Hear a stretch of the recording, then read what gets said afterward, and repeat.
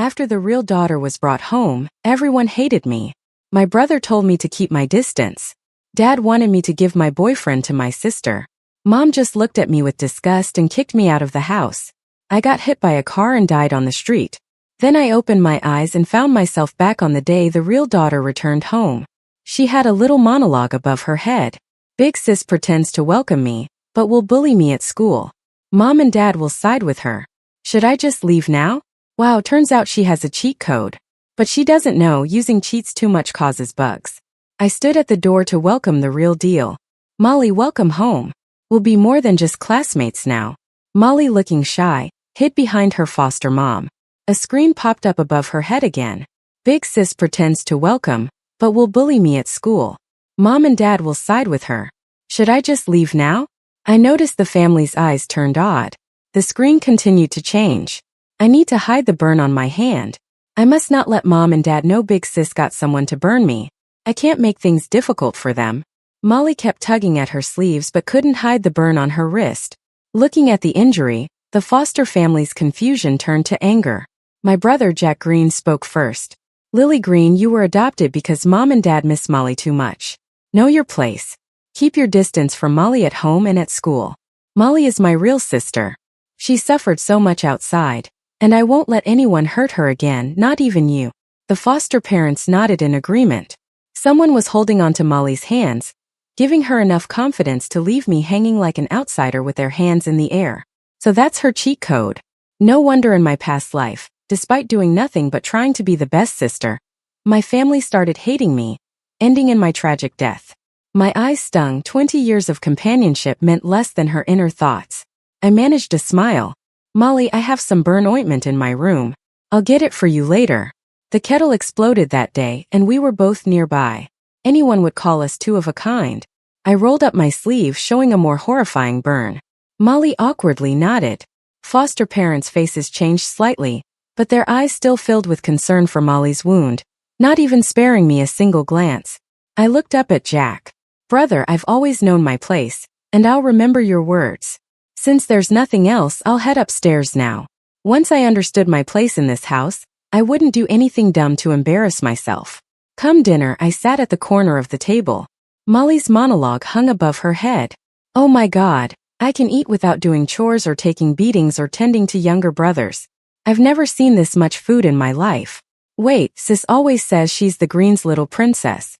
This must be how a princess lives. No wonder she's so fair and tall, unlike me, short and dark. Do Mom and Dad like sis more than me? I'd better just eat some veggies and be sensible. Foster Mom's expression stiffened with guilt looking at Molly. She piled Molly's bowl with lobster, chicken legs, and abalone. Glancing at me, her eyes showed resentment. Lily, eat more vegetables. You grew up in the Greens, don't act all nouveau riche with all that rich food. I looked at my bowl loaded with greens. She was just finding reasons to vent for her daughter, as if Molly's hardships were my doing. I carefully arranged each piece of veggie in my bowl on the plate. Mom, why don't you ask Ms. Wong to set aside what I should eat in a little dish each day so I don't get it wrong? After saying this, I quickly finished my meal and went upstairs. Foster Mom's voice trailed behind me. So Snide, did we raise you wrong? I didn't look back. I was not going to seek affection desperately like in my past life, hoping to fit into this family. Instead, I needed to find a way out.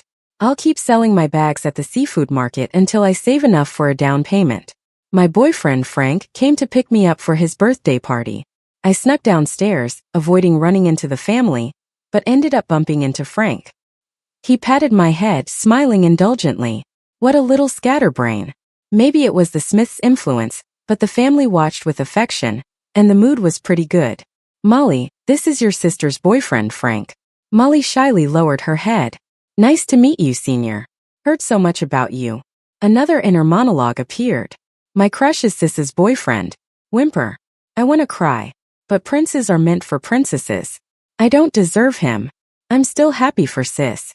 I heard they had a family arrangement. If I hadn't been lost, would I have been the one by his side? It's just my bad luck. Foster parents' affectionate looks froze, but I smiled. This was my chance. In my past life, I guarded and clung to Frank day and night, but Frank and Molly still ended up together in bed.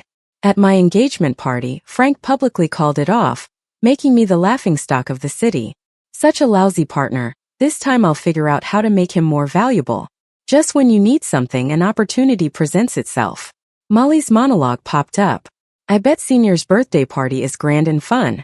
Too bad I'm just a country bumpkin and can't join. Foster dad couldn't sit still. Frank, mind taking Molly with you tonight to broaden her horizons? Frank looked at me. I put on a falsely resigned face but was inwardly thrilled. Foster mom picked out a strapless custom dress for Molly, and I didn't miss the amazed look in Frank's eyes. Frank's birthday party was filled with all the rich second-generation kids in the circle. The Green's real daughter's identity, naturally attracting all the attention. Everyone gathered to toast Molly, tossing in a harmless joke or two. Truth or dare? Molly lost and picked truth. The most carefree Sam asked, "Heard you almost got sold to a 50-year-old bachelor, true?" Molly's face turned tomato red. Tears were welling up in her eyes, and she bit her lip. "No, I didn't. I'd rather drink." Molly raised her glass, not looking to me, her sister, for help. Instead, she seemed to be moving subtly towards Frank. Frank pulled Molly into his arms, snagged the drink from her hand, and downed it in one gulp. "Leave the girl alone. If you've got beef, bring it my way." The crowd's eyes darted between me, Frank, and Molly. No one said a word.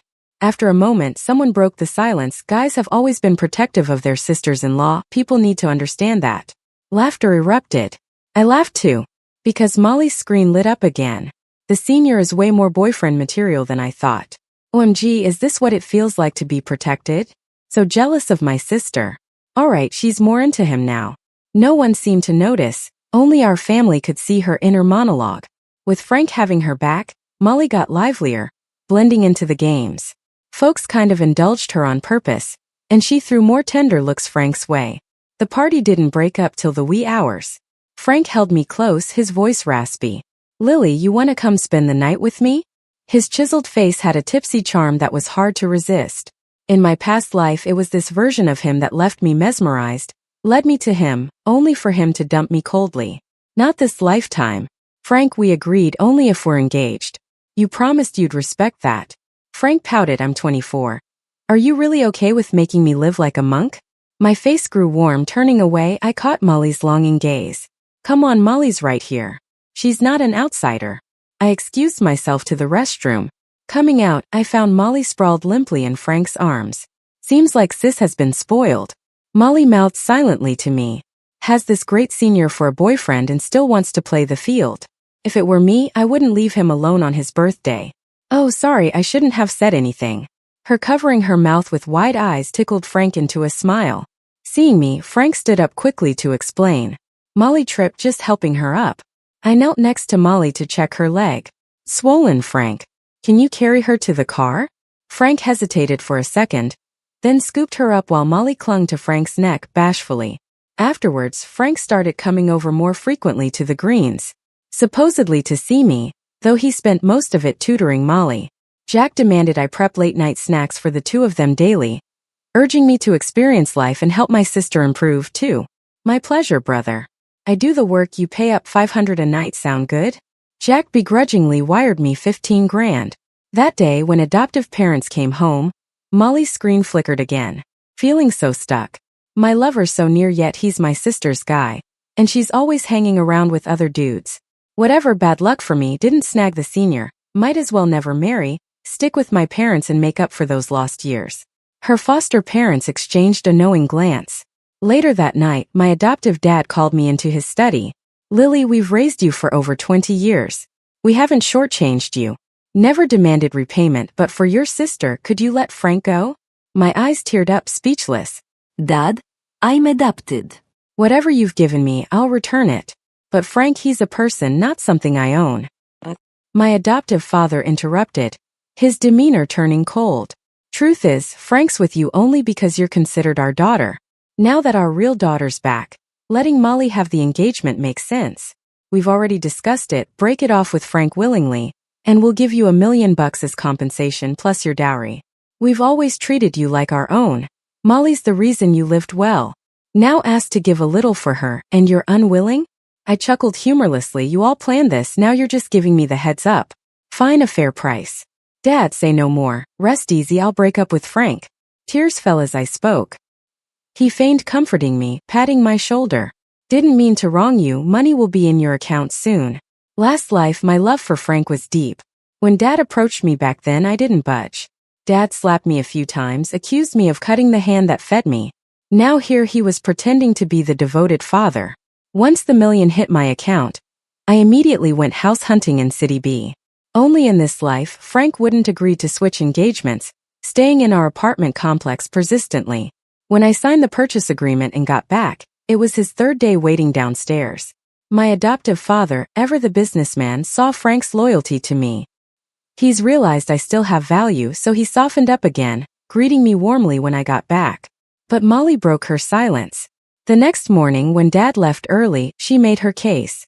Her sister's playing Frank and a married man. Last time I caught her with him. Dad says he's paid her off too.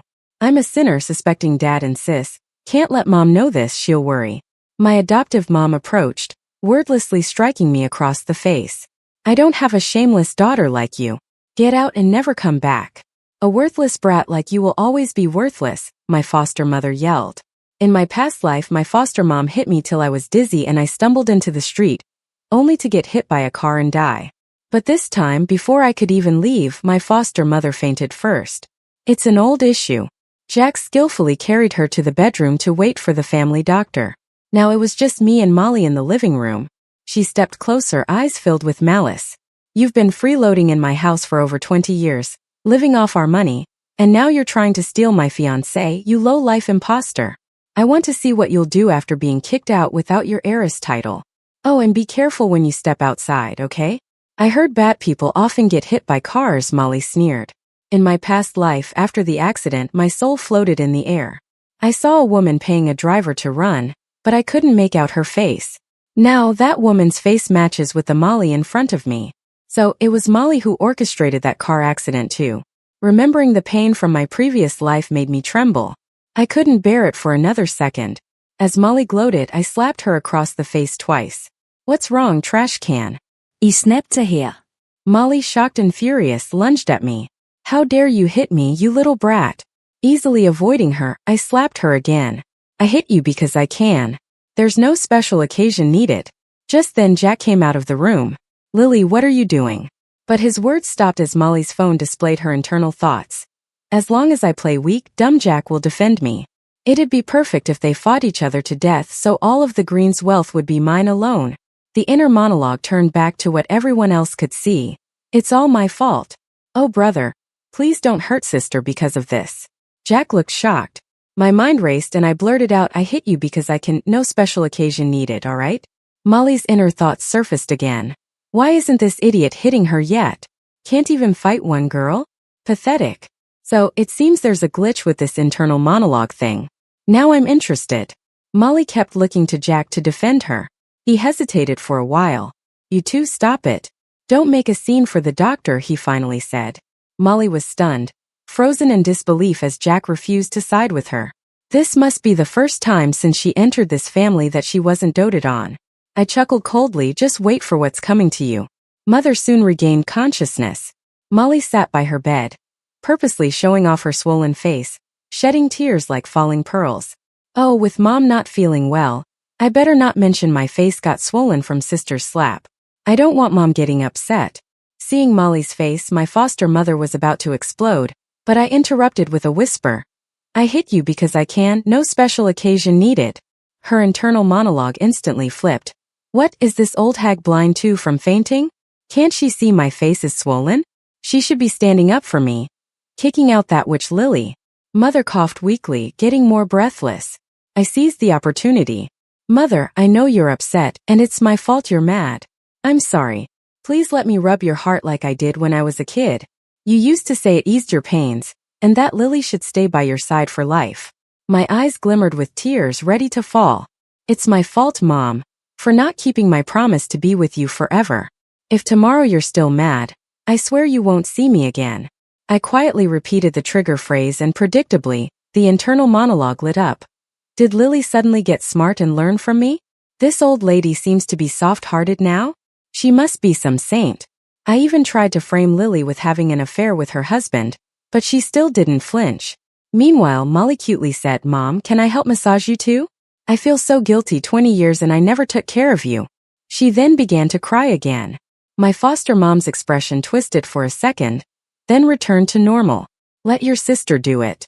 She's more practiced, my foster mom said. Molly's hand froze mid-air, helpless. Her internal thoughts mirrored her frustration. Mom always favors sis. Maybe I should just cry myself to death. Mother shooed her away. Molly ran out, sobbing, but her internal monologue gave her away. Just wait for my next move. I'll show you. If she wants to play with fire, let her. I want to see her reaction when she finds out we've all seen her unfiltered thoughts and tricks. Perhaps because she remembered the 20 years I've been by her side.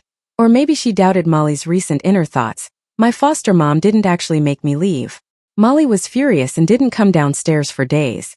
I guess she was planning something big. On the day she returned home, invitations were sent to all prominent families in this city.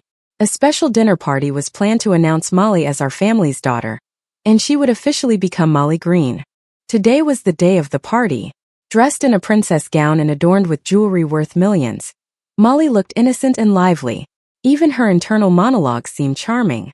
From today, I'm truly mom and dad's daughter. They cherish me so much. I wonder if sister will be sad. I promised to take good care of her. As their biological daughter, my foster mom embraced Molly tenderly. It's good to have you back. Get along with your brother and sister well. Molly nodded obediently. As the party began, my parents gave a speech on stage. Meanwhile, Molly and I were waiting upstairs. The spiral staircase was curtained off, so the event hall couldn't see us. When the MC announced Miss Molly, please come up, Molly turned to me with a bright smile. Sister, you've taken what's mine for so long. Today, time to return it all with interest. From now on, I'm the only daughter of this family. In the next moment, Molly tumbled down the stairs.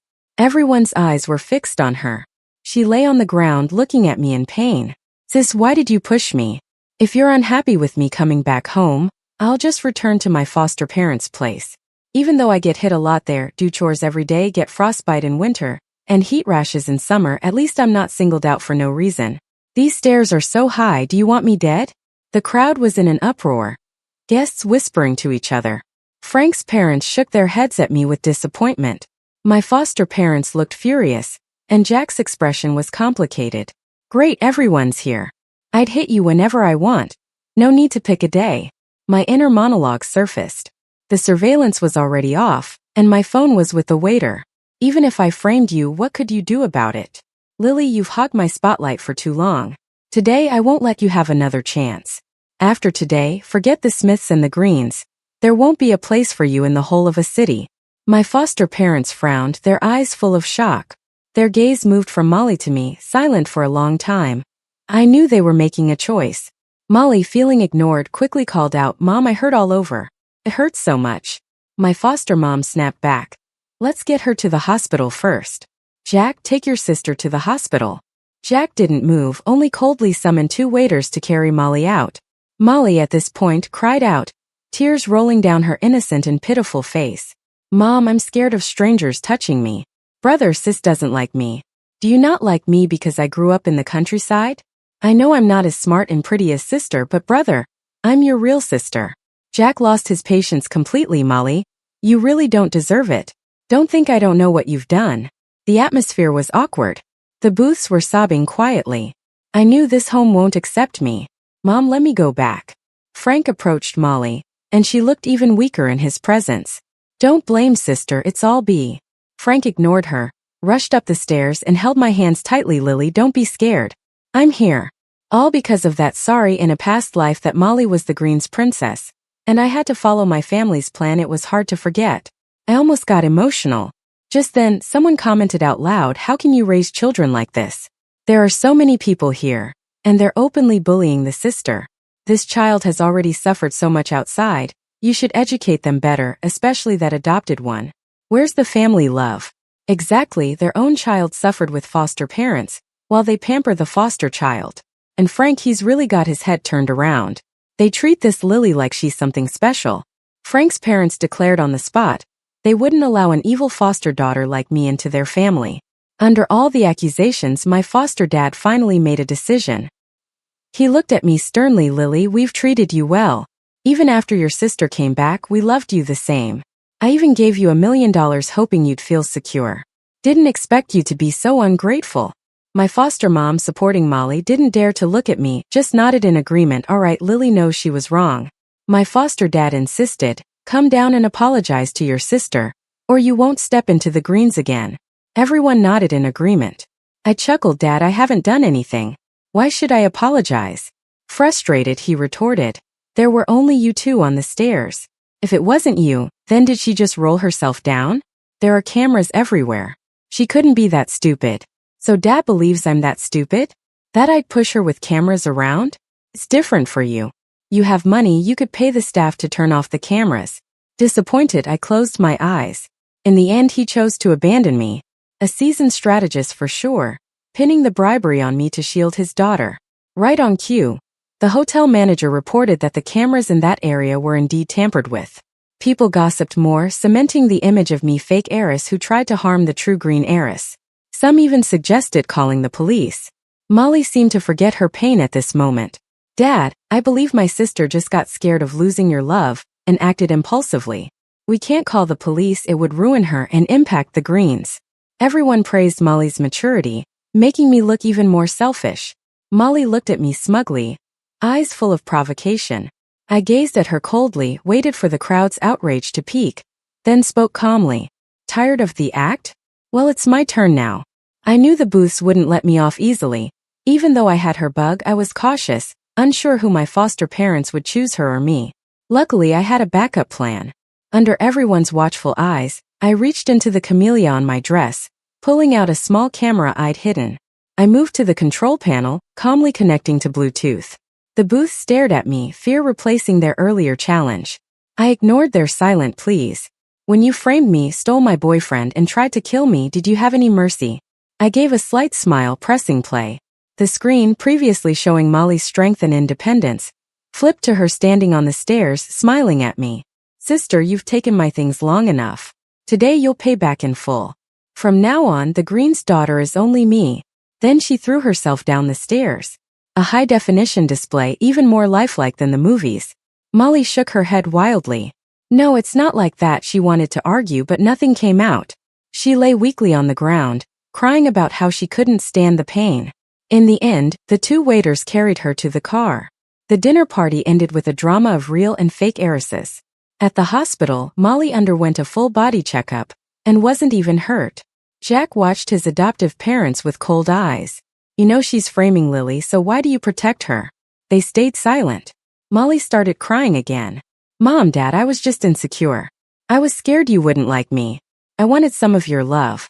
I didn't mean to. Look, I'm hurt too. When she got no response, she kept crying.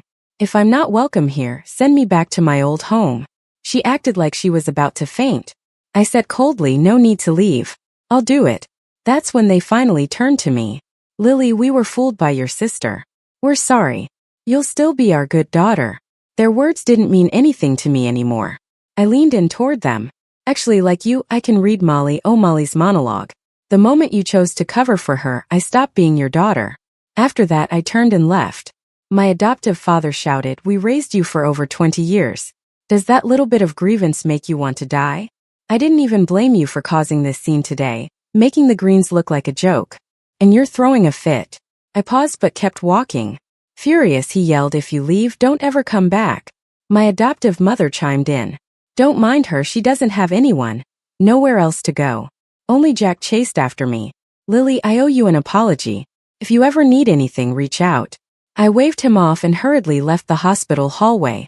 I went to City B that night. Molly texted me, even if you have the video, it doesn't matter. You're the one who got kicked out. That's right, she said, as an orphan you can't understand the value of blood ties. I just deleted it. Frank called me over 10 times but I didn't pick up. School starts in a few days so I thought I'd find a part-time job here since from now on I'm on my own. On the first day of school I saw Molly. She got out of a limited edition Maybach. While envious classmates gathered around, she looked at me smugly and shouted, what was stolen will eventually be returned. Kneel and apologize, she said. And I'll ask Mom and Dad to let you come back home to work as a maid. I rolled my eyes at her. I still have backups of the video showing you falling down the stairs. Want everyone to see it? Molly's face turned ghostly pale. I'll also correct you, Molly, I continued. Your abduction wasn't my fault. I was adopted by the Greens legally. Stop saying I stole something from you, or I'll consider charging you with defamation. As long as you don't mess with me, you can have the Greens and Frank. Promise. Frank pushed through the crowd, his eyes red. Lily, why are you so cold toward me? I've been looking for you for a week, and you're ignoring my messages and calls. Do you not want me anymore? I looked him in the eye and said, Frank, when you flirted with Molly for the nth time, we were done. The Greens offered me $1 million if I'd give you up to Molly. I accepted. Frank looked desperate. I wasn't flirting, Lily.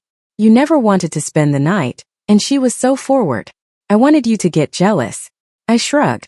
Too late. I don't care anymore. Consider it my escape plan. I won't give up on you, Lily, Frank's voice called after me.